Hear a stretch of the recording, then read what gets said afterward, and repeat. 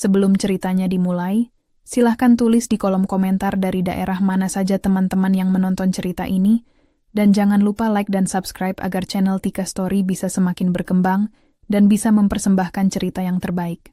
Di dunia yang tampak sempurna dari luar, seringkali tersembunyi luka terdalam yang hanya diketahui oleh mereka yang menjalaninya.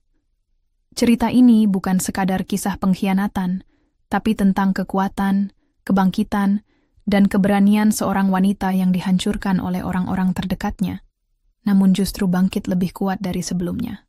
Namanya Maira, seorang wanita sederhana, yang selama ini hidup dalam bayang-bayang cinta yang ia kira tulus. Ia menikah dengan pria pilihannya, Reyhan, seorang lelaki berpenampilan baik dan berasal dari keluarga terpandang. Mereka terlihat sebagai pasangan ideal dari luar. Bahkan saat Maira mengandung anak pertamanya, ia tetap bekerja dari rumah sambil mengurus segala kebutuhan rumah tangga, dengan harapan membangun keluarga harmonis yang selalu ia impikan sejak kecil. Namun, saat hari persalinan tiba, tidak ada tangan Reyhan yang menggenggam jemarinya. Tidak ada pelukan hangat atau air mata bahagia dari sang suami. Maira melahirkan sendirian, ditemani oleh perawat dan dokter di rumah sakit yang dingin. Air matanya mengalir bukan karena sakit melahirkan, tetapi karena luka yang menganga di hatinya. Sesampainya di rumah dengan bayinya yang baru lahir, Maira justru disambut dengan kenyataan yang lebih kejam. Reyhan, yang selama ini menghilang tanpa kabar, muncul kembali, namun bukan untuk menyambut kelahiran anak mereka. Ia datang bersama seorang wanita. Wanita itu adalah Aurel, adik kandung Maira sendiri, yang selama ini mengaku bekerja di luar kota dan jarang pulang. Kini rahasia itu terbongkar. Aurel adalah selingkuhan Reyhan. Tanpa rasa bersalah, Reyhan menyuruh Maira pergi dari rumah mereka, membawa bayi yang baru dilahirkan, tanpa belas kasih atau kepedulian. Air mata Maira mengalir deras, bukan hanya karena penghinaan, tetapi karena pengkhianatan dari dua orang yang paling ia percaya dalam hidupnya.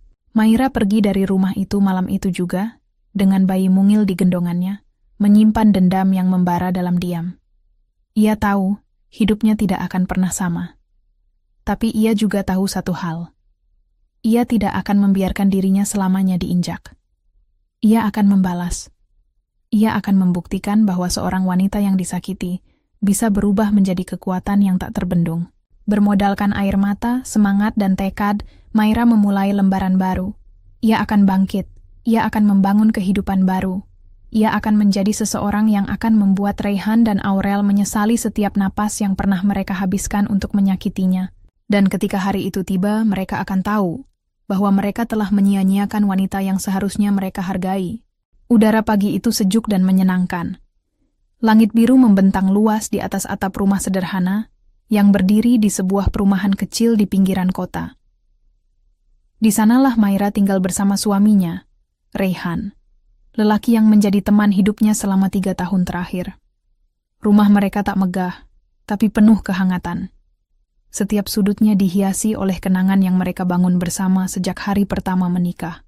Di dapur mungil berwarna putih pastel, aroma roti panggang dan telur dadar memenuhi udara. Maira berdiri di depan kompor, mengenakan celemek biru dengan corak bunga-bunga kecil. Rambut panjangnya diikat rapi ke belakang, dan wajahnya terlihat segar meskipun perutnya sudah membuncit, menandakan usia kandungannya yang memasuki bulan ke-9. Tak lama kemudian, Reyhan muncul dari kamar mandi dengan senyum khasnya. Rambutnya masih basah, dan dia mengenakan kemeja kerja warna biru langit yang disetrika rapi oleh Maira malam sebelumnya. "Pagi, sayang," sapa Reyhan sambil mendekati istrinya, lalu mencium keningnya dengan lembut. "Masakanku sudah bisa dicicip, belum?" Maira tersenyum kecil, membalik telur dadar dengan spatula. "Lagi-lagi kamu nyolong start ya? Padahal aku mau kasih kejutan sarapan spesial buat kamu pagi ini." Reyhan tertawa pelan. Ia duduk di kursi makan, menatap punggung istrinya dengan tatapan penuh sayang. "Kalau masakan dari kamu, aku selalu anggap itu kejutan. Setiap hari rasanya beda, selalu enak." Ucapan itu membuat pipi Maira sedikit memerah. Meski sudah bertahun-tahun menikah, Reyhan tetap tahu cara membuatnya merasa dicintai. Kebahagiaan sederhana semacam ini sudah cukup membuat Maira merasa menjadi wanita paling beruntung di dunia. Setelah sarapan bersama, Raihan bergegas bersiap ke kantor. Sebelum pergi, ia membungkuk mencium perut Maira yang semakin besar. "Hari ini Papa harus kerja keras ya, Nak," bisiknya pelan ke perut Maira. "Biar nanti kamu bisa punya kamar bayi yang bagus. Papa janji bakal pulang cepat." Maira menatap suaminya dengan mata berbinar. "Hati-hati di jalan ya." "Selalu," jawab Raihan sebelum melangkah keluar rumah, melambaikan tangan dari balik pintu. Setelah pintu tertutup, Maira duduk di sofa ruang tamu yang empuk, mengelus perutnya sambil tersenyum. Ia baru saja menyelesaikan membaca buku tentang persiapan menjadi ibu baru. Di sampingnya, daftar nama calon bayi sudah tertulis rapi dalam catatan kecil berwarna merah muda. Sore harinya, Maira duduk di taman kecil depan rumah sambil menikmati semilir angin. Ia menatap pohon jambu yang mereka tanam bersama 2 tahun lalu, yang kini mulai berbuah. Semua terasa seperti mimpi. Ia tak pernah membayangkan kehidupan pernikahan bisa seindah ini. Hubungan Maira dengan adiknya, Aurel, juga tampak baik. Meskipun Aurel kini bekerja di luar kota dan jarang pulang, mereka masih sering bertukar pesan. Aurel bahkan sempat mengiriminya hadiah selimut bayi dan 1 set pakaian mungil untuk calon keponakannya. Maira merasa bangga memiliki adik yang perhatian. Malam tiba, dan Raihan pulang tepat waktu seperti janjinya. Mereka makan malam sambil tertawa, membicarakan rencana masa depan, dan apa yang harus dipersiapkan menjelang kelahiran. Raihan bahkan sempat mengusulkan dekorasi dinding kamar bayi dengan gambar-gambar hewan lucu. "Kalau bayi kita laki-laki, kita kasih nama Raka," usul Raihan sambil menyeruput sup buatan Maira. "Kalau perempuan?" tanya Maira sambil tersenyum. Raihan diam sebentar lalu berkata, "Rania. Biar tetap ada huruf R kayak namamu dan namaku." Maira terkekeh. "Kamu terlalu imut kalau udah ngomongin nama anak." Malam itu, mereka tidur sambil berpelukan. Maira tidur di pelukan Raihan, merasa damai dan nyaman. Ia yakin masa depan mereka akan indah. Ia yakin bahwa Raihan akan menjadi ayah yang baik. Ia percaya bahwa cinta mereka cukup untuk melewati segala badai kehidupan. Dan malam itu, tanpa Maira sadari, semesta diam-diam sedang memutar arah angin. Tapi untuk saat ini, rumah kecil itu masih dipenuhi tawa dan harapan besar. Hari-hari menjelang kelahiran bayi pertamanya terasa seperti mimpi indah yang tak ingin Maira akhiri. Setiap pagi dimulai dengan suara burung berkicau dari pepohonan kecil di halaman depan. Matahari menyinari rumah mereka dengan lembut, seolah tahu bahwa di dalamnya sedang tumbuh kehidupan baru yang dinanti dengan cinta tak terbatas. Maira semakin sering memandangi perutnya yang kian membesar. Ia sering berbicara pada si kecil yang masih dalam kandungan, menceritakan tentang dunia, tentang ayahnya yang penyayang, dan tentang harapan-harapan indah yang ingin ia wujudkan bersama. "Selamat pagi, Nak," bisiknya pelan sambil mengelus lembut perutnya. "Hari ini Mama masak sup wortel kesukaan Papa. Kamu juga harus suka ya nanti, biar kita bisa makan bareng." Setiap ucapan kecil itu selalu membuat hatinya hangat. Ia merasa terhubung dengan bayinya, seakan ada ikatan yang tak kasat mata namun sangat kuat. Maira menghabiskan waktu dengan membaca buku-buku parenting, menonton video tentang cara merawat bayi baru lahir, dan menata ulang kamar yang sudah mereka siapkan dengan penuh cinta. Kamar bayi itu berada di samping kamar utama. Dindingnya dicat warna hijau mint, dengan wallpaper motif awan dan bintang. Raihan yang memilih desainnya sendiri, katanya supaya bayinya bisa tidur dengan tenang, seolah berada di langit. Di pojok kamar, terdapat boks bayi yang sudah dilengkapi selimut dan boneka kecil, hadiah dari Aurel yang dikirim beberapa minggu lalu dari tempat kerjanya. Raihan juga semakin sering menunjukkan perhatian lebih pada Maira. Setiap pulang kerja, ia selalu membawa buah tangan kecil. Entah itu buah segar, susu ibu hamil, atau sekadar bunga mawar dari pedagang di jalan. "Kamu dan anak kita harus tetap sehat," katanya suatu sore, ketika ia pulang membawa sekotak stroberi dan segelas susu kedelai hangat. Maira tertawa. "Kalau kamu terus begini, nanti aku jadi terlalu manja." "Biarlah," balas Raihan sambil mencubit hidung Maira gemas. "Aku ingin kamu merasa jadi ratu di rumah ini." Setiap akhir pekan mereka menghabiskan waktu dengan berjalan santai di taman dekat rumah. Maira mengenakan dress longgar, sementara Rehan selalu menggandeng tangannya erat, seolah tak mau berpisah. Mereka membicarakan tentang masa depan, pendidikan anak mereka kelak, dan kota kecil yang mereka impikan untuk dikunjungi bertiga suatu hari nanti. Suatu malam, saat mereka duduk berdua di teras belakang, Maira bersandar pada bahu Rehan. Udara malam sejuk, dan suara jangkrik terdengar seperti musik pengantar tidur. Aku kadang-kadang nggak percaya, kita sampai di titik ini, ucap Maira pelan. Rehan meliriknya lembut. Apa maksudmu? Dulu, aku pikir aku nggak akan pernah bisa bahagia seperti ini. Tapi kamu datang, nikahi aku, dan sekarang kita akan punya anak. Hidupku jadi terasa sempurna. Rehan menggenggam tangan Maira. Kamu yang buat hidupku sempurna, Mai. Kamu istri terbaik, dan aku yakin kamu akan jadi ibu yang luar biasa. Kalimat itu membuat mata Maira berkaca-kaca. Ia menunduk, menyembunyikan senyum kecil yang penuh rasa syukur. Tidak ada kata lain yang bisa menggambarkan perasaannya malam itu selain lengkap. Sementara itu, komunikasi dengan Aurel tetap berjalan baik. Aurel kerap mengirimkan pesan singkat lewat aplikasi pesan, menanyakan kondisi Maira dan calon keponakannya. Kak, jaga kesehatan ya. Jangan kebanyakan berdiri. Kalau ada apa-apa, kabari aku ya, meski aku jauh. Maira membalas dengan emoji tersenyum dan berkata, Iya, kamu juga jaga diri ya di sana. Aku kangen. Meskipun Aurel jarang pulang, Maira tidak pernah menaruh curiga sedikit pun. Hubungan mereka sebagai kakak adik sangat dekat sejak kecil.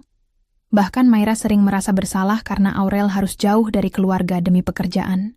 Beberapa minggu kemudian, usia kandungan Maira memasuki minggu ke-38. Dokter mengatakan bahwa bayi bisa lahir kapan saja. Maira dan Rehan semakin antusias.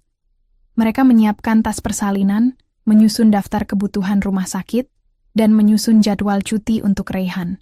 Kamu siap jadi papa panik? Goda Maira saat Rehan membaca ulang daftar perlengkapan bayi. Kalau itu demi kamu dan si kecil, aku rela panik setiap hari. Jawab Rehan membuat Maira tertawa geli. Malam-malam menjelang persalinan dipenuhi dengan doa dan harapan. Maira tak henti-hentinya memanjatkan doa agar proses melahirkannya nanti berjalan lancar, agar bayinya sehat, dan agar rumah kecil mereka selalu dilimpahi kebahagiaan seperti ini. Untuk Maira, semua terasa sempurna. Ia yakin, seberat apapun proses persalinan nanti, ia tidak akan pernah merasa sendirian. Ia percaya Rehan akan ada di sisinya. Ia percaya keluarga kecil mereka akan menjadi kisah indah yang terus tumbuh. Namun tak satu pun dari mereka tahu bahwa kehidupan tak selalu memberi peringatan sebelum segalanya berubah. Suasana rumah tetap tenang dan tertata rapi seperti biasa. Tetapi sejak memasuki minggu ke-39 kehamilan, Maira mulai merasakan perubahan kecil dalam sikap Rehan. Perubahan itu tidak mencolok, hanya seperti awan tipis yang melintas di langit cerah. Ia masih perhatian, masih mencium keningnya sebelum berangkat kerja, dan masih mengelus perutnya setiap malam sebelum tidur. Namun, tatapan matanya kadang tampak kosong, seolah pikirannya melayang ke tempat yang tak bisa dijangkau Maira. Salah satu kebiasaan kecil Rehan yang perlahan menghilang adalah mengajaknya berbicara sebelum tidur. Biasanya, mereka akan berbincang tentang nama bayi, tentang masa depan, bahkan tentang hal-hal kecil yang terjadi di hari itu. Tapi akhir-akhir ini, Rehan sering tampak lelah, langsung memejamkan mata begitu menyentuh bantal. Maira berusaha mengabaikannya. Ia berpikir, mungkin Rehan sedang banyak pekerjaan. Lagi pula, menjelang cuti panjang karena kelahiran anak mereka, wajar jika Rehan harus membereskan semua tanggung jawabnya di kantor. Namun, ada sesuatu yang mulai mengganjal di hati Maira. Beberapa kali Rehan tampak terlalu lama di luar rumah, dengan alasan lembur. Biasanya, jika harus pulang malam, Rehan akan mengirim pesan, bahkan menelepon. Tapi kali ini tidak. Malam itu, Rehan pulang melewati tengah malam tanpa kabar sebelumnya. Kamu nggak apa-apa? Tanya Maira pelan ketika Rehan masuk rumah. Matanya mengintip dari balik selimut. Rehan terkejut melihat Maira belum tidur. Maaf. Aku lupa kasih kabar. Rapatnya molor. Maira ingin bertanya lebih jauh, tapi ia menahan diri. Ia memilih mempercayai suaminya seperti biasa. Lagi pula, tak seharusnya ia berpikiran negatif, apalagi di kondisi menjelang melahirkan seperti ini. Esok harinya, saat merapikan pakaian Raihan yang baru dicuci, Maira menemukan sehelai tisu kecil di saku celana kerja suaminya. Di situ tertulis sebuah catatan singkat dengan tulisan tangan perempuan. "Terima kasih untuk malam ini. Kamu tetap hangat seperti dulu." Hati Maira mencelos, namun ia mencoba menenangkan dirinya. Mungkin ini punya rekan kerja Raihan yang iseng, gumamnya lirih. Ia menyimpan tisu itu dalam laci meja rias, tanpa membicarakannya dengan Raihan. Beberapa hari kemudian, Aurel mengirim pesan bahwa ia tidak bisa hadir saat Maira melahirkan nanti. "Maaf ya kak, jadwal kerjaku padat banget akhir bulan ini. Aku mungkin nggak bisa pulang dulu," tulis Aurel. Maira kecewa, tapi tidak menunjukkan itu. Ia hanya membalas, "Nggak apa-apa, yang penting kamu jaga kesehatan. Doakan aku ya." Di dalam hati, Maira merasa sedikit sedih. Ia selalu membayangkan momen melahirkan nanti akan ditemani orang-orang terdekat, terutama Aurel, yang selalu ada di sisinya sejak kecil. Tapi ia berusaha menguatkan diri. Masih ada Raihan. Ia yakin suaminya akan menemaninya saat waktu itu tiba. Hari-hari terus berjalan. Perut Maira semakin berat, tubuhnya semakin lelah. Ia mulai sulit tidur di malam hari. Namun, dalam kesendiriannya, ia tetap berusaha positif. Ia menyibukkan diri dengan mempersiapkan perlengkapan bayi dan mengulang pelajaran dari buku-buku yang telah ia baca. Pada suatu malam, Maira terbangun karena perutnya mulai terasa mulas. Kontraksi halus datang silih berganti. Ia menghela napas panjang, menggenggam tangan Raihan yang tertidur di sebelahnya. "Yang aku kayaknya mulai kontraksi deh," bisiknya pelan. Namun Raihan tidak merespons. Maira mengguncang pelan tubuh suaminya. Raihan menggeliat, membuka mata dengan ekspresi lelah. Kontraksi? Iya. Kayaknya mulai terasa dari tadi sore. Tapi belum terlalu sakit. Raihan bangun dan duduk di tepi ranjang. "Ya udah, kita ke rumah sakit aja sekarang, biar dicek." Maira mengangguk, lega karena akhirnya ia tidak sendiri. Mereka bersiap, dan sekitar pukul 2 pagi mereka tiba di rumah sakit. Dokter memeriksa kondisi Maira dan menyatakan bahwa proses persalinan belum dimulai secara aktif. Ia disarankan untuk kembali lagi saat kontraksi lebih intens. Raihan tampak tenang, bahkan sempat berseloroh pada dokter. "Wah, deg-degan udah, ternyata disuruh pulang dulu." Sepanjang perjalanan pulang, Maira memandangi wajah Raihan. Ia mencoba membaca pikirannya, mencari sesuatu yang mungkin tersembunyi. Tapi Raihan tetap seperti biasanya. Tak ada yang aneh. Atau mungkin terlalu biasa untuk jadi aneh. Sesampainya di rumah, Raihan kembali tidur sementara Maira duduk di tepi ranjang, menatap kosong ke arah jendela. Ada rasa asing yang perlahan menyelinap ke dalam dirinya. Seolah ada sesuatu yang akan berubah, sesuatu yang tak bisa ia hentikan. Dan saat fajar menyingsing, bayi dalam kandungannya kembali bergerak. Maira mengelus perutnya dengan lembut. "Kita harus kuat ya, Nak. Apapun yang terjadi nanti, Mama akan lindungi kamu." Pagi itu, hujan turun perlahan membasahi halaman rumah sakit. Awan menggantung tebal di langit seperti pertanda bahwa hari ini bukan hari biasa. Di dalam ruang bersalin, Maira menggenggam erat spray ranjang sambil menahan rasa sakit yang datang bergelombang. Tubuhnya menggigil antara keringat dingin dan kontraksi yang tak henti menghantam setiap menitnya. "Bapak bayinya belum datang?" tanya seorang perawat dengan suara pelan. Maira hanya bisa menggeleng lemah, bibirnya bergetar menahan tangis. Sejak tadi malam, Raihan belum juga muncul. Ia sudah menelepon berkali-kali, tapi ponsel Raihan tak aktif. Pesannya tak dibalas. Ia mencoba menghubungi Aurel juga, tapi nomor adiknya pun tak bisa dihubungi. "Tenang, Bu. Kami di sini akan bantu semaksimal mungkin," ujar bidan yang mendampinginya sambil menenangkan.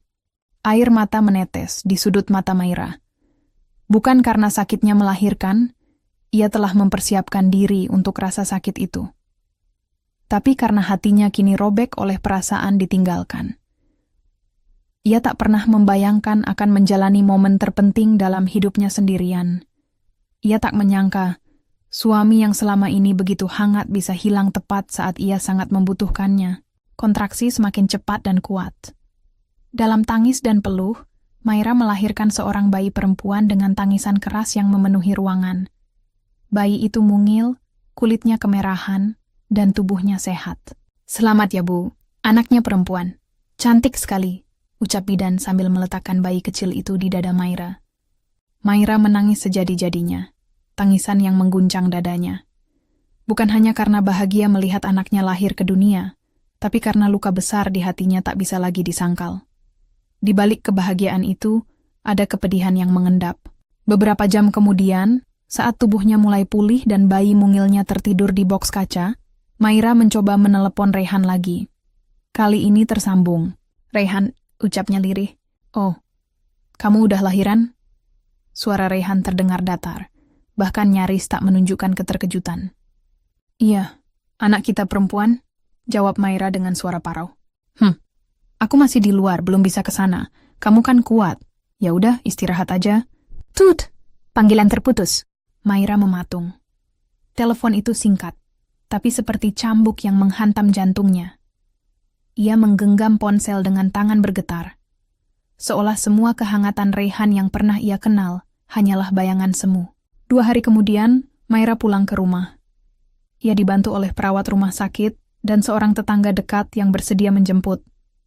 Bayinya digendong dengan hati-hati, tertidur lelap dalam selimut pink yang pernah dibeli Reyhan bersama dirinya. Namun, saat mobil berhenti di depan rumah, langkah Maira terhenti. Jantungnya berdetak cepat, bukan karena kelelahan, melainkan karena firasat yang sangat kuat. Ia melihat 2 pasang sepatu wanita dan pria di teras rumah. Salah satu sepatu itu sangat ia kenali, milik Aurel, adiknya. Dengan hati-hati ia membuka pintu. Ruang tamu tampak rapi, tapi dari arah kamar utama, terdengar suara tawa dan bisik-bisik yang membuat tubuh Maira kaku. Ia melangkah pelan, matanya mulai berkaca-kaca. Pintu kamar itu tak terkunci. Dan saat ia mendorongnya perlahan, dunia seperti runtuh di hadapannya. Reyhan dan Aurel sedang duduk di ranjangnya, bercanda mesra, tertawa tanpa beban, dan mengenakan pakaian santai yang membuat kenyataan tak bisa dibantah lagi. Di meja rias, tergeletak sebuah kacamata Aurel, lipstik yang belum sempat ditutup, dan sebuah cangkir dengan tulisan, "Untukmu, sayang." Maira berdiri mematung dengan bayi dalam pelukannya. Air mata langsung tumpah tanpa bisa dibendung. Suaranya tercekat di tenggorokan. Aurel menoleh lebih dulu. Wajahnya pucat seketika. "Kak," gumamnya lirih. Reyhan bangkit dengan tatapan terkejut tapi cepat berubah dingin. "Kamu udah pulang?" Maira hanya bisa menatap 2 orang yang pernah ia cintai dengan penuh luka. "Kamu dan Aurel di rumah ini?" Suaranya nyaris tak terdengar. Reyhan mendekat, lalu berkata tanpa rasa bersalah, "Rumah ini milik gue. Lo udah nggak punya tempat di sini. Bawa anak lo itu dan pergi." Maira tertegun. "Anak lo juga, Reyhan. Anak yang lahir dari tubuh lo. Itu urusan lo. Gue udah cukup baik ngasih tempat tinggal selama ini," jawab Reyhan dengan suara tajam. Aurel tidak bicara. Hanya berdiri kaku, menunduk, tak mampu menatap Maira. Tanpa berkata apa-apa lagi, Maira berbalik.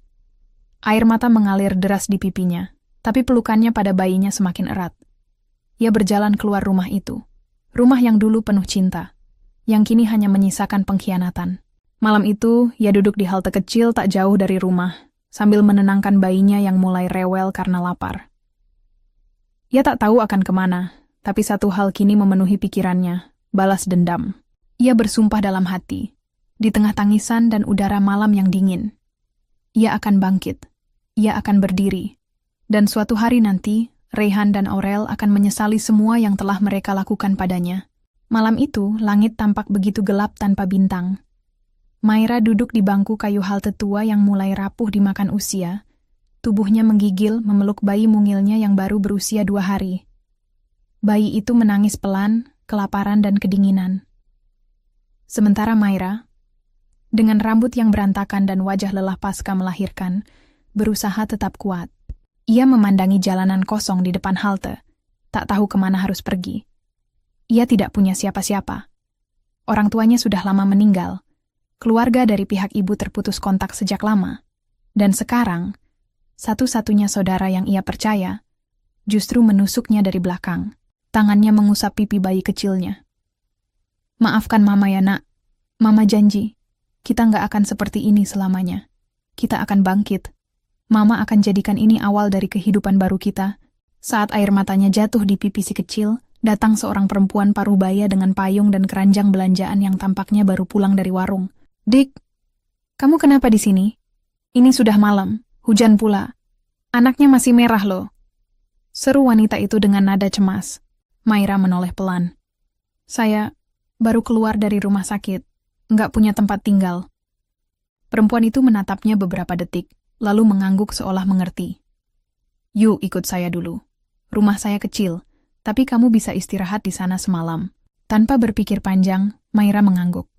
Wanita itu bernama Bu Lestari, seorang janda tua yang tinggal sendiri. Rumahnya kecil di gang sempit belakang pasar, tapi terasa jauh lebih hangat daripada rumah megah yang baru saja mengusir Maira dengan kejam. Beberapa hari kemudian, setelah Maira mulai pulih, Bu Lestari duduk bersamanya di teras rumah sambil menggendong si bayi. "Kamu ini perempuan kuat, Nak. Kalau kamu niat mulai dari nol, Ibu yakin kamu bisa." Maira menunduk. "Saya nggak punya apa-apa, Bu. Nggak ada uang, nggak ada pekerjaan. Saya cuma punya bayi ini. Dan rasa sakit." Bu Lestari menepuk lembut bahunya. "Kalau kamu masih punya nyawa dan semangat, itu sudah lebih dari cukup." Kalimat itu menggugah hati Maira. Hari itu juga ia membuat keputusan. Ia akan bangkit, tidak peduli seberapa sulit jalannya. Maira mulai mencari pekerjaan ke sana-sini. Ia menawarkan jasa setrika, cuci baju, bahkan menjaga warung tetangga. Apa saja ia lakukan demi mendapatkan uang untuk membeli susu dan popok anaknya. Ia tak mengeluh, bahkan ketika tubuhnya masih belum pulih, sepenuhnya pasca melahirkan. Di tengah-tengah perjuangannya itu, ia menyimpan satu hal di hatinya, dendam. Ia menulis semua yang ia alami di sebuah buku catatan kecil. Pengkhianatan Raihan, luka dari Aurel, rasa sakit melahirkan sendirian. Tapi halaman-halaman itu juga ia isi dengan mimpi-mimpinya. Membangun usaha sendiri, membeli rumah sendiri, membesarkan anaknya dengan penuh cinta, dan, pada akhirnya, membuat orang-orang yang telah menghancurkannya bertekuk lutut. 3 bulan kemudian, berbekal uang tabungan hasil kerja kerasnya, Maira mulai berjualan kecil-kecilan di pinggir jalan. Ia membuat risol dan pastel sendiri di rumah Bu Lestari, lalu menjualnya ke sekolah dan kantor terdekat. Meskipun hanya untung tipis, ia menyisihkan sebagian untuk membeli bahan lagi, dan sebagian lainnya untuk menyewa kamar kos kecil, agar tidak terus membebani Bu Lestari. Malam hari, ketika anaknya tertidur, Maira membaca artikel tentang bisnis dan belajar pemasaran online dari ponsel bekas yang diberi oleh tetangga. Ia mulai menjajakan jualannya lewat media sosial, dengan harapan bisa menjangkau lebih banyak pelanggan. Bulan demi bulan berlalu. Usahanya berkembang. Ia mulai menerima pesanan dalam jumlah besar dari beberapa kantor. Maira pun merekrut 2 orang ibu rumah tangga di sekitarnya untuk membantunya memasak. Ia mulai dikenal sebagai Mbak Maira si kue basah. Julukan yang sederhana, tapi membuat namanya perlahan dikenal di lingkungan. Tapi di balik senyum dan semangatnya yang menyala, dendam itu tak pernah padam. Maira tahu ini baru permulaan. Ia belum akan menyerang. Ia ingin menunggu. Ia ingin memastikan bahwa saat waktunya tiba, balas dendamnya akan menghancurkan Raihan dan Aurel dari akar sampai ke puing-puing terakhir kehidupan mereka. Suatu malam, sambil menatap anaknya yang tertidur pulas, Maira membisikkan sesuatu. "Kamu tahu, Nak, kamu alasan Mama bertahan, tapi kamu juga alasan kenapa Mama harus menang. Kita nggak akan selamanya jadi korban. Suatu hari nanti, mereka yang akan menangis." Dan malam itu, bintang pertama muncul di langit yang selama ini mendung, tanda bahwa perjalanan Maira baru saja dimulai. Setahun telah berlalu sejak malam menyakitkan itu. Maira kini bukan lagi perempuan yang duduk sendirian di halte dengan bayi menangis dalam pelukannya. Ia telah menjelma menjadi sosok tangguh yang dikenal banyak orang. Dari dapur kecil di rumah kontrakan, ia kini telah menyewa sebuah ruko mungil 2 lantai, hasil dari keuntungan berjualan kue dan pesanan catering harian. Nama usahanya kini resmi, Rasa Sayang by Maira. Di balik nama yang lembut itu, tersimpan jiwa seorang ibu yang bertahan hidup demi anaknya, dan seorang wanita yang menyimpan bara dendam di dalam dada. Dengan bantuan 2 karyawan tetap dan beberapa pekerja lepas, Maira mulai melayani pesanan dalam skala lebih besar, dari event kecil, rapat kantor, hingga pesta ulang tahun. Setiap harinya, ia bangun pukul 3 pagi untuk mempersiapkan bahan-bahan, memasak, memastikan semuanya tepat waktu, dan tetap menyusui serta mengurus anaknya yang kini berusia 1 tahun, Rania. Rania tumbuh sehat, ceria, dan penuh senyum. Ia adalah sumber semangat terbesar Maira.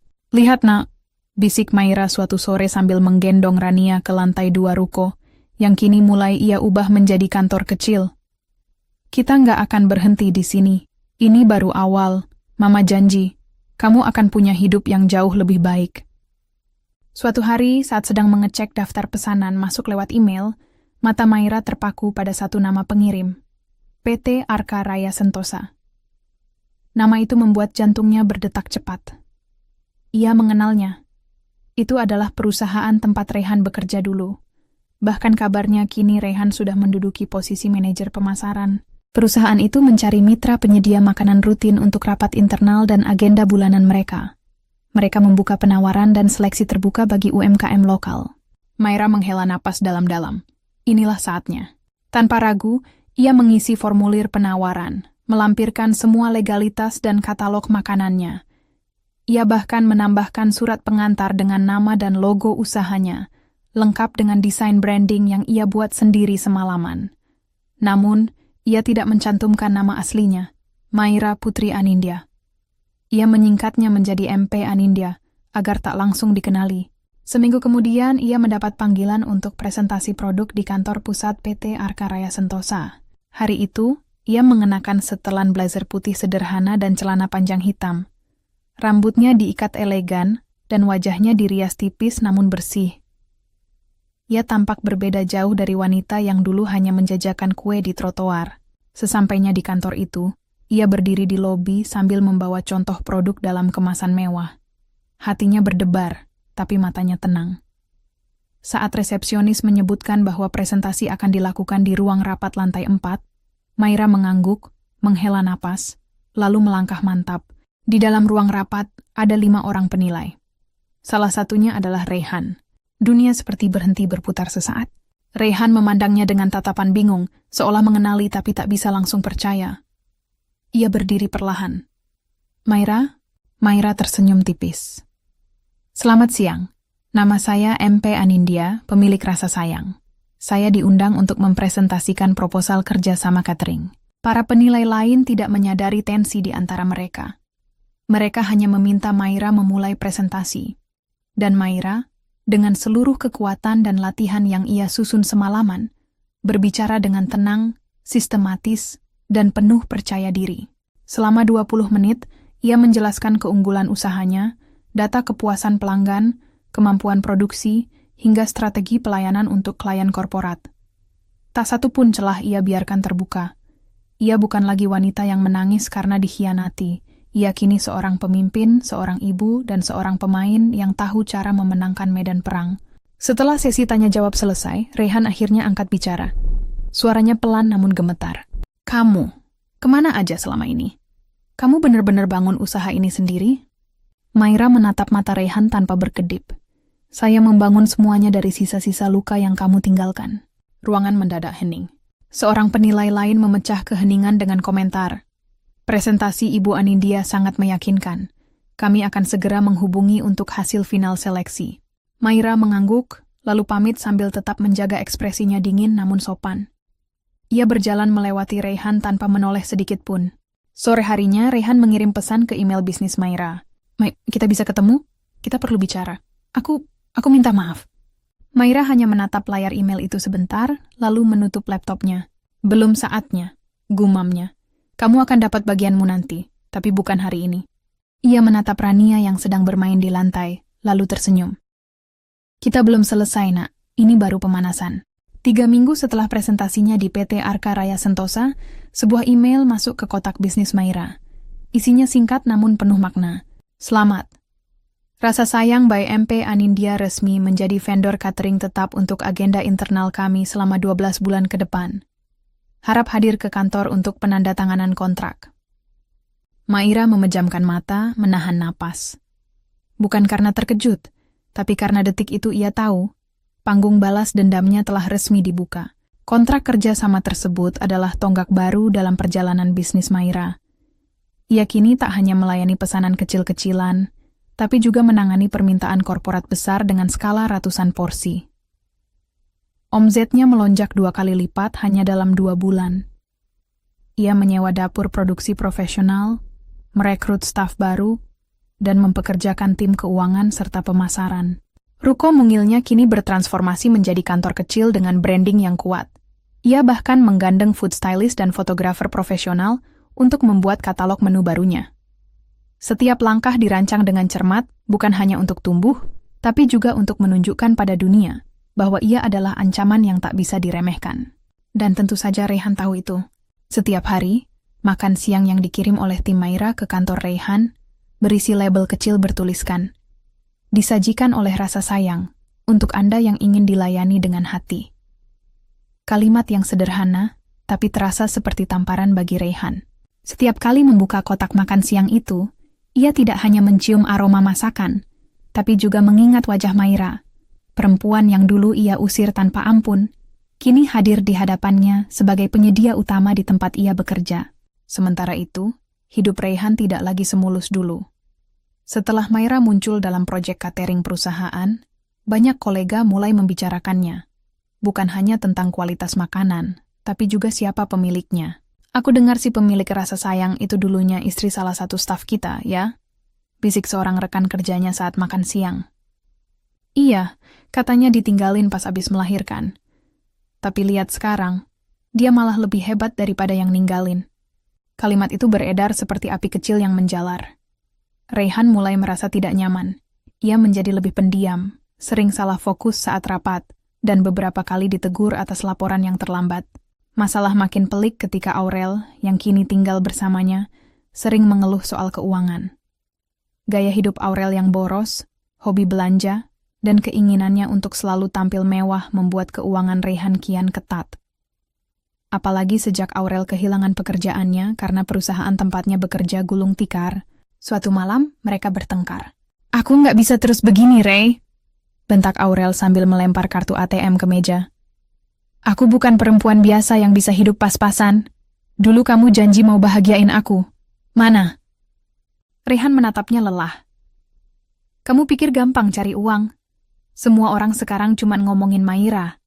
Bahkan makanan yang kamu makan tiap hari itu dari usaha dia." Aurel terdiam. "Kamu masih belum bisa lupain dia, ya?" Rayhan tidak menjawab.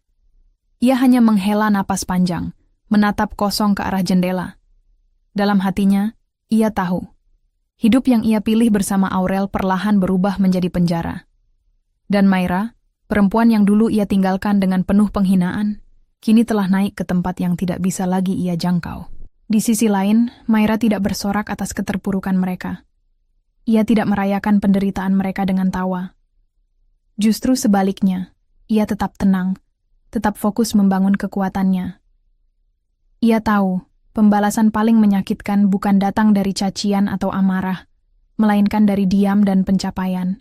Namun, benih konfrontasi mulai tumbuh ketika Aurel, secara diam-diam, mulai menyelidiki siapa sebenarnya pemilik rasa sayang. Ia curiga sejak Rayhan menyebut nama Maira saat melamun. Dan saat ia mencari tahu, ia menemukan satu foto Maira saat diundang sebagai pembicara di acara UMKM kota. Aurel tercekat melihat sosok kakaknya berdiri anggun di atas panggung, mengenakan jas hitam dan mengenakan pin bertuliskan CEO, Rasa Sayang Group. Rambut Maira tertata rapi, wajahnya bersih dan tenang, jauh dari bayangan perempuan lemah yang dulu ia khianati. Aurel menggenggam ponsel dengan tangan gemetar. "Dia udah sejauh ini?" bisiknya. Kecemasan mulai menyergap pikirannya. Jika Maira sudah tahu tentang hubungan mereka, berapa lama lagi sebelum semuanya hancur? Di ujung hari, Maira duduk di kantornya, memandangi foto Rania yang tersenyum polos. Ia menghela napas, lalu mengambil buku catatannya yang berisi rencana dan target. Satu demi satu daftar balas dendamnya dicoret. Rayhan kini hidup dalam tekanan. Aurel mulai goyah, namun masih ada satu tahap lagi, menjatuhkan mereka secara terbuka, di depan dunia tanpa ampun. Dan babak itu sudah sangat dekat. Kantor pusat PT Arka Raya Sentosa pagi itu riuh oleh berita yang menyebar cepat. Laporan penggelapan dana di divisi pemasaran. Rayhan, Sang manajer yang dulu disanjung karena karisma dan pencapaiannya, kini dipanggil ke ruang direksi dengan wajah pucat. Maira duduk di mobilnya, memandangi gedung kantor itu dari kejauhan. Di tangannya, sebuah dokumen tebal berisi laporan transaksi fiktif dan nota manipulatif yang selama ini digunakan Rehan untuk memenuhi gaya hidup mewah bersama Aurel. Semua itu dikumpulkan tim audit internal PT Arka. Berkat sinyal diam-diam dari Maira, yang bekerja sama dengan seorang staf lama perusahaan, ia tidak perlu memalsukan apapun. Ia hanya perlu membuka pintu pada kebenaran yang selama ini ditutupi Rehan. Sementara itu, Aurel mulai kehilangan pijakan. Ia mendapat email dari komunitas pekerja kreatif tempatnya bergabung, pengumuman bahwa dirinya dikeluarkan karena mencuri ide milik rekan sesama anggota. Semua relasi bisnisnya memutuskan kerjasama. Bahkan beberapa pengikut akun media sosialnya mulai mencibir setelah satu demi satu fakta lama tentang hubungannya dengan Rehan mencuat ke permukaan. Seseorang di dunia maya, akun anonim yang tak diketahui siapa pemiliknya, membocorkan foto-foto Aurel yang tinggal serumah dengan Rehan saat Maira baru melahirkan. Akun itu juga membagikan rekaman suara dari tetangga lama mereka, yang mengaku melihat sendiri Aurel keluar masuk rumah saat Maira masih dirawat di rumah sakit. Aurel sih emang udah lama deket sama kakak iparnya sendiri, ujar suara dalam rekaman. Keluarganya sendiri nggak tahu. Kasihan si Maira. Unggahan itu viral. Aurel tak lagi berani membuka media sosial. Ia mengurung diri di kamar apartemen Rehan, menangis setiap hari, sementara Rehan sendiri sedang menghadapi proses pemecatan dari kantor. Dunia yang dulu mereka bangun dari kebohongan kini runtuh dari segala sisi. Di tengah kekacauan itu, sebuah undangan resmi dikirim ke Rehan dan Aurel. Undangan pembukaan cabang baru Rasa Sayang Group, yang kini bukan hanya bergerak di catering, tetapi juga merambah kafe premium dan event organizing. Nama yang tertera di bagian bawah undangan itu membuat Rehan nyaris menjatuhkan ponselnya. Direktur Utama, Maira Putri Anindya. Wajah Aurel membeku saat membaca itu. Rehan menatap kosong keluar jendela. Dunia telah berputar terlalu cepat, dan mereka tak sempat menyiapkan pijakan. Hari peresmian cabang baru. Rasa Sayang diadakan di sebuah gedung mewah milik jaringan properti terkenal. Banyak tamu penting hadir. Pejabat, influencer kuliner, dan bahkan media nasional. Lampu sorot menerangi panggung utama saat Maira naik dengan gaun putih anggun, menyapa para tamu dengan tenang. Saat ia selesai memberi sambutan, pandangannya tertumbuk pada dua sosok di pojok ruangan. Rehan dan Aurel. Mereka datang. Maira sudah menduga mereka akan datang, meski bukan karena undangan, tapi karena rasa penasaran dan penyesalan. Rehan berjalan mendekat. Tatapannya penuh luka, wajahnya jauh lebih tirus dari terakhir kali mereka bertemu. Maira, aku cuma mau bilang, aku menyesal, ucapnya pelan. Aurel ikut bicara, suaranya serak. Kak, aku nggak tahu harus gimana lagi. Hidupku hancur. Maafkan aku. Maira menatap mereka tanpa ekspresi. Ia melihat dua manusia yang pernah ia cintai, pernah ia percaya, kini berdiri di hadapannya sebagai bayangan dari masa lalu. Rapuh, compang-camping, dan penuh sesal. Kalian ingin minta maaf setelah semuanya hancur? Tanyanya datar. Setelah kalian buang aku seperti sampah. Setelah kalian buat anakku lahir tanpa ayah dan bibinya sekaligus. Rehan menggigit bibirnya. Aku sadar aku salah. Tapi aku benar-benar jatuh sekarang, Mai. Aku bahkan nggak punya pekerjaan lagi. Aurel menangis. Aku nggak punya siapa-siapa, Kak. Maira terdiam lama sebelum akhirnya berkata, dulu aku juga tidak punya siapa-siapa. Aku tidur di halte. Aku susui anakku dengan air mata. Tapi aku bangkit. Sendiri. Ia mendekat, lalu berkata pelan namun tajam, kalian tidak aku jatuhkan. Kalian hancur karena keserakahan kalian sendiri. Aku hanya berdiri dan membiarkan kalian tersandung oleh langkah kalian sendiri. Suasana sejenak hening. Lalu Maira menghela napas dan berkata, aku tidak akan membalas kalian dengan menyakiti kalian balik. Karena luka kalian sekarang sudah cukup. Tapi aku juga tidak akan menolong kalian. Ini bagian dari harga yang harus kalian bayar. Lalu ia menoleh, meninggalkan mereka tanpa menoleh lagi. Menuju Rania yang menunggu di ujung panggung sambil digandeng oleh Bu Lestari, wanita yang dulu memberinya tempat berteduh di tengah badai. Ia menggendong Rania dan membisikkan, kita sudah sampai di ujung luka, Nak. Setelah ini, hanya ada langit yang lebih tinggi. Sudah 2 bulan sejak peresmian cabang baru Rasa Sayang Group. Bisnis Maira semakin besar. Ia kini memiliki 3 cabang kafe yang tersebar di kota besar, tim kerja berisi puluhan orang, dan proyek kerja sama dengan pemerintah daerah untuk pelatihan UMKM. Wajahnya mulai muncul di majalah bisnis dan televisi lokal. Dari luar hidup Maira tampak sempurna. Namun, di balik kesuksesan itu, ada ruang hampa yang terus menganga. Setiap malam, saat semua orang pulang dan kantor sudah sunyi, Maira sering duduk sendiri di ruang kerjanya. Ia memandangi layar komputer, lalu keluar ke balkon, menghirup udara malam, sambil memeluk tubuhnya sendiri. Kadang, ia menatap keluar dan bertanya dalam hati, setelah semuanya jatuh, setelah mereka menangis, setelah hidup mereka hancur, kenapa aku masih merasa sendiri? Dendam telah ia lunasi.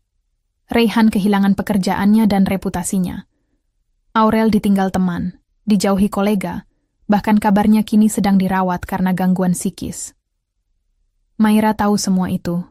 Bukan karena ia mengawasi, tapi karena kabar itu datang sendiri, dari orang-orang, dari media sosial, dari rekan bisnis yang mengenal mereka. Namun, bukannya merasa lega sepenuhnya, Maira justru merasa kosong. Suatu malam, Bu Lestari datang ke rumahnya membawa Rania yang baru pulang dari taman bermain.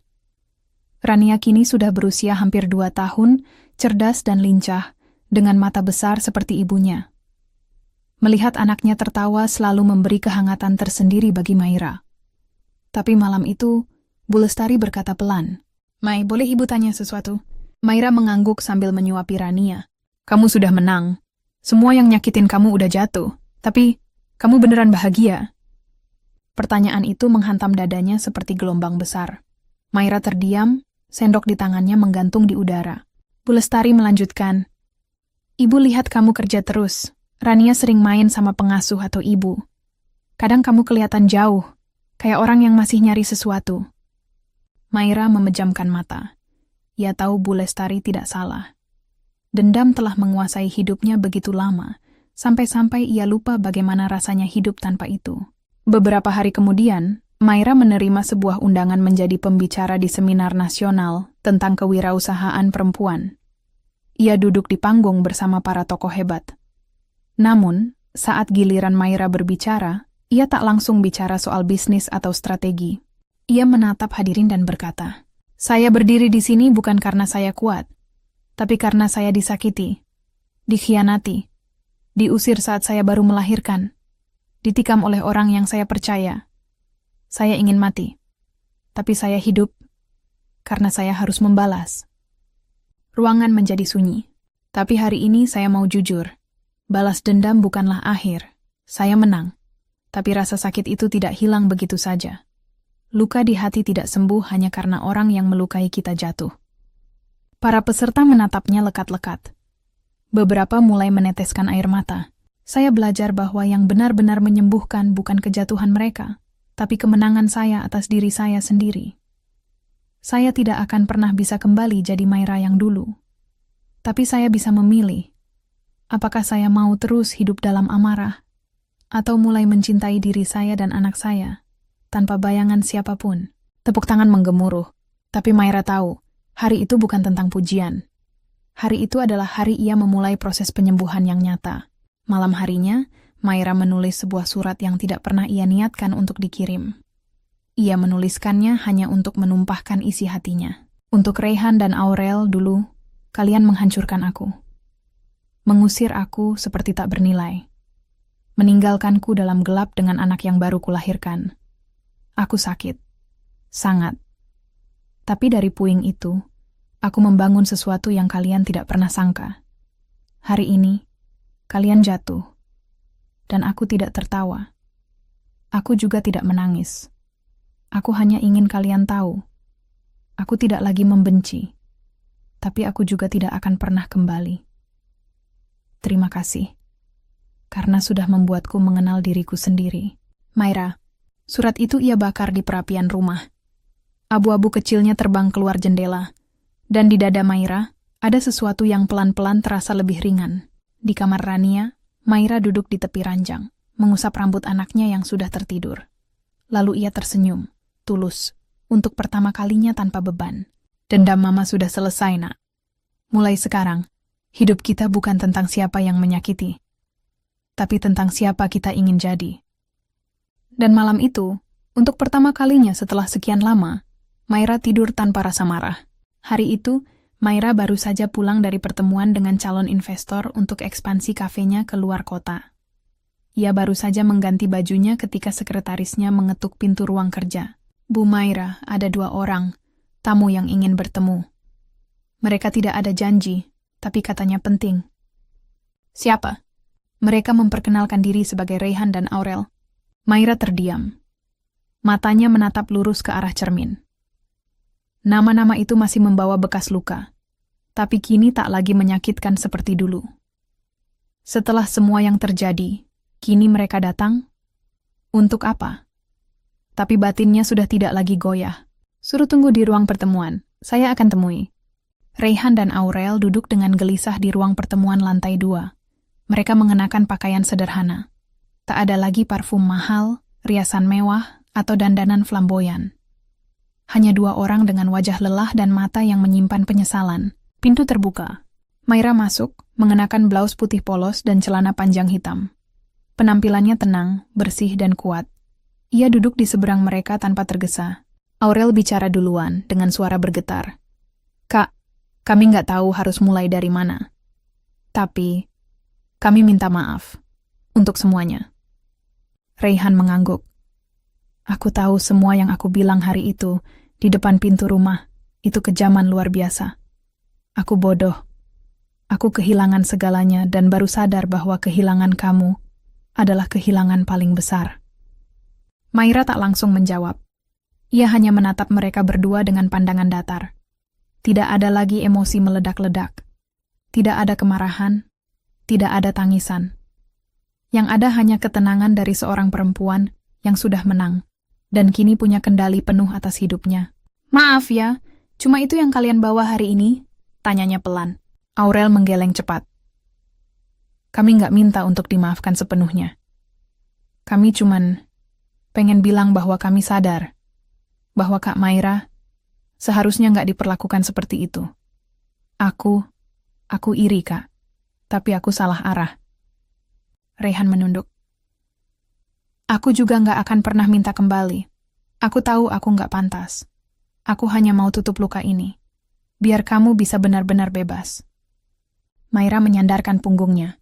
Lalu ia berkata, "Aku sudah bebas. Sejak hari aku memilih bangkit sendiri tanpa bantuan siapapun."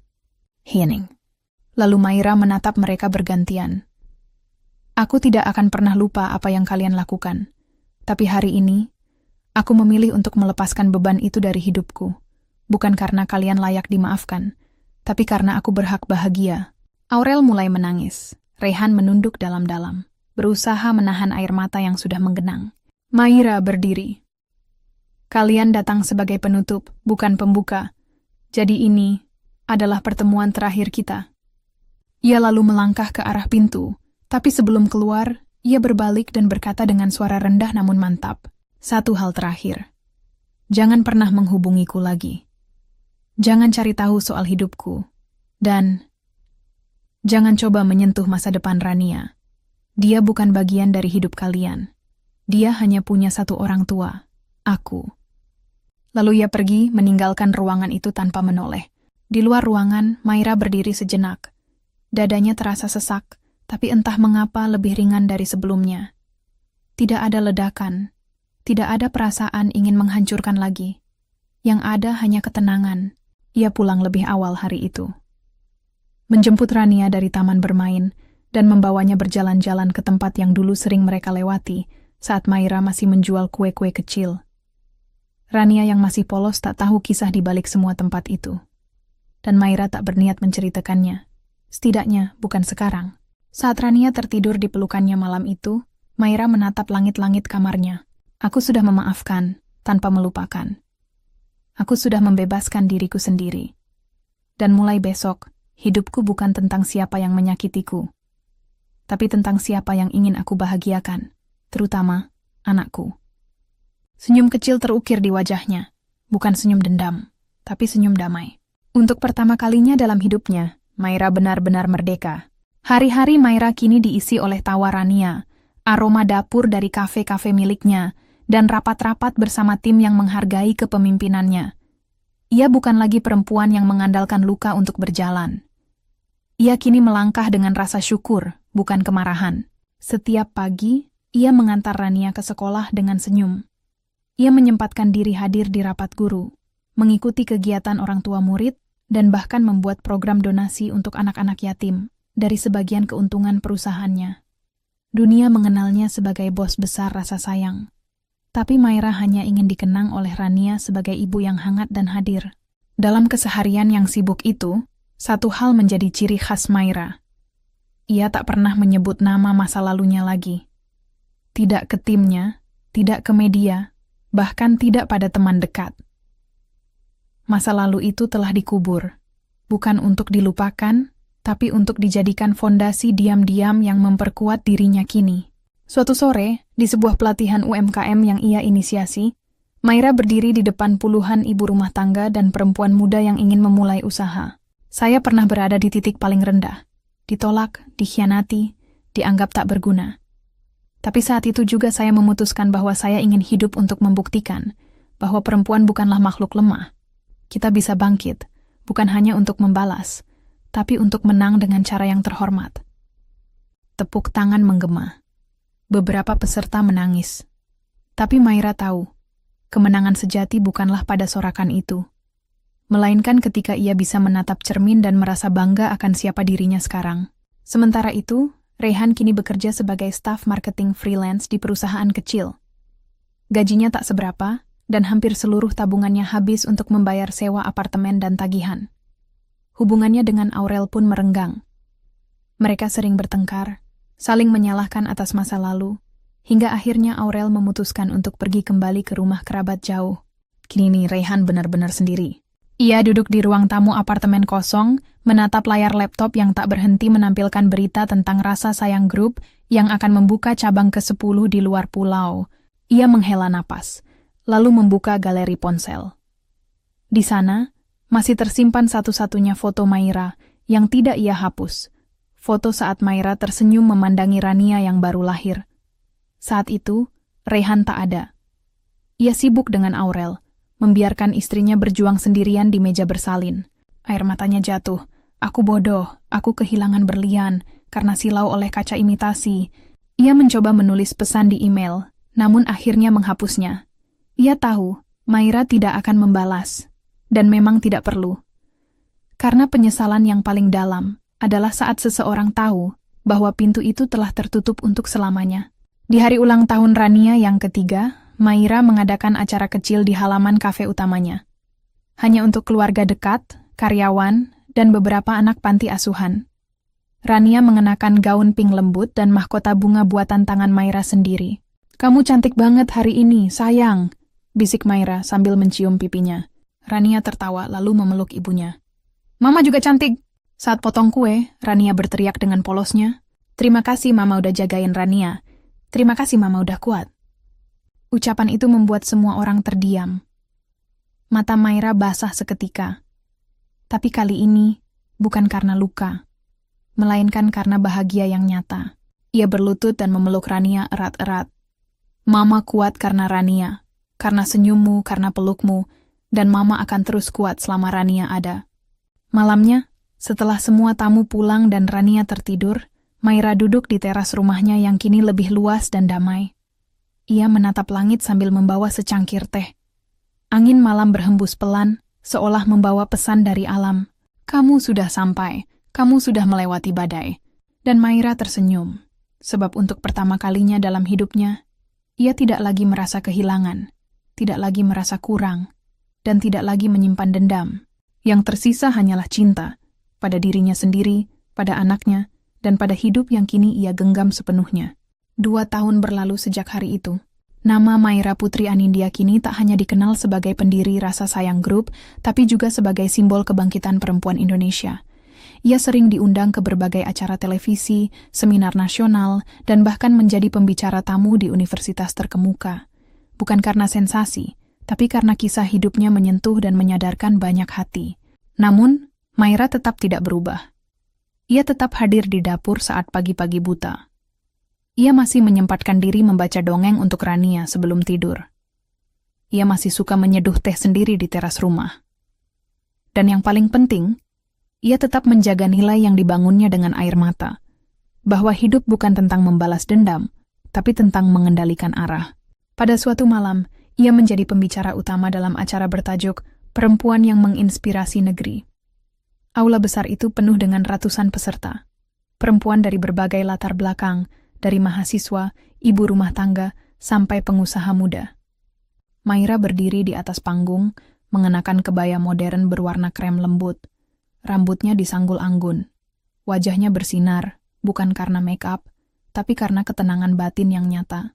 Dalam pidatonya ia berkata, "Saya pernah dihina sebagai wanita tak berguna.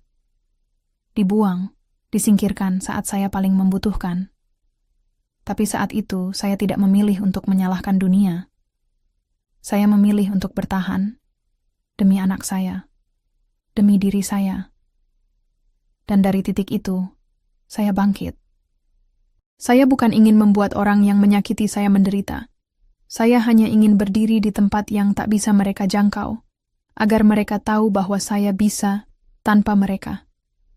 Dan sekarang saya tahu bahwa kemenangan sejati bukan saat mereka jatuh, tapi saat saya bisa melihat mereka tanpa marah, tanpa ingin membalas, dan bisa berkata, saya sudah memaafkan, bukan untuk mereka, tapi untuk saya sendiri."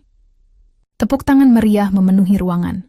Banyak mata basah, beberapa berdiri, memberi penghormatan untuk wanita yang telah mengubah rasa sakit menjadi kekuatan. Sore di hari ulang tahun Maira yang ke-35, ia membawa Rania ke puncak bukit, tempat mereka dulu sering duduk saat masih hidup sederhana. Kini, tempat itu menjadi lahan pribadi miliknya yang akan dibangun pusat pelatihan wirausaha perempuan. Maira dan Rania duduk di atas rumput, memandangi langit sore yang memerah. "Mama," ujar Rania, kini berusia 5 tahun, sambil menggenggam tangan ibunya. "Waktu Rania besar nanti, Rania mau kayak Mama. Pintar, kuat, baik." Maira tersenyum. "Dan Mama mau Rania tumbuh jadi perempuan yang tahu nilai dirinya sendiri. Nggak takut disakiti, tapi juga nggak ingin menyakiti siapapun." Rania mengangguk kecil. "Mama, udah bahagia sekarang?" Pertanyaan itu menghentak jantung Maira sejenak. Tapi dengan tenang, ia menatap mata anaknya dan menjawab dengan penuh keyakinan, "Iya, sayang. Mama sudah bahagia, dan Mama janji kita akan terus bahagia, selamanya." Di hari yang sama, Rehan bekerja sebagai kurir pengantar barang untuk jasa logistik. Ia sudah tidak punya kendaraan pribadi dan tinggal di rumah petak sewaan di pinggiran kota. Sementara Aurel menetap di kota lain, bekerja serabutan sebagai admin online shop. Mereka tak pernah lagi mencoba menghubungi Maira, karena kini mereka sadar, Maira bukan lagi seseorang yang bisa mereka kejar. Ia sudah terbang terlalu tinggi, bukan dengan dendam, tapi dengan keberanian dan cinta. Beberapa minggu kemudian, sebuah artikel di majalah nasional menulis judul besar, "Maira Putri Anindya dari luka menjadi cahaya." Dan di bawahnya, kutipan singkat dari Maira yang menjadi sorotan utama, "Hidup saya tidak sempurna, tapi saya memilih untuk memperjuangkannya. Dan dari setiap air mata yang saya tumpahkan, saya bangun jalan menuju kebahagiaan sejati." Maira telah menutup masa lalu dengan damai. Ia hidup untuk masa depan yang ia bangun sendiri, bersama anaknya, bersama nilai yang ia perjuangkan. Bukan untuk membuktikan pada siapapun, tapi untuk dirinya sendiri. Ia tidak lagi hidup dalam bayang-bayang pengkhianatan, melainkan dalam cahaya kemenangan yang ia bentuk dari reruntuhan. Dan itulah kisah perempuan yang pernah diusir, diinjak, dihina, tapi memilih untuk bangkit dan menang.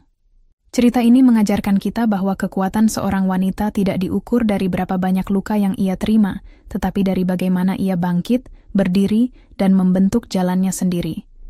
Bahwa dendam bisa menjadi bahan bakar untuk bangkit, tetapi cinta pada diri sendiri dan anak adalah alasan sejati untuk terus hidup. Terima kasih telah menonton hingga akhir. Jika kisah ini menyentuh hatimu, jangan lupa like, tuliskan pendapatmu di kolom komentar dan subscribe, agar kamu tidak ketinggalan cerita inspiratif lainnya.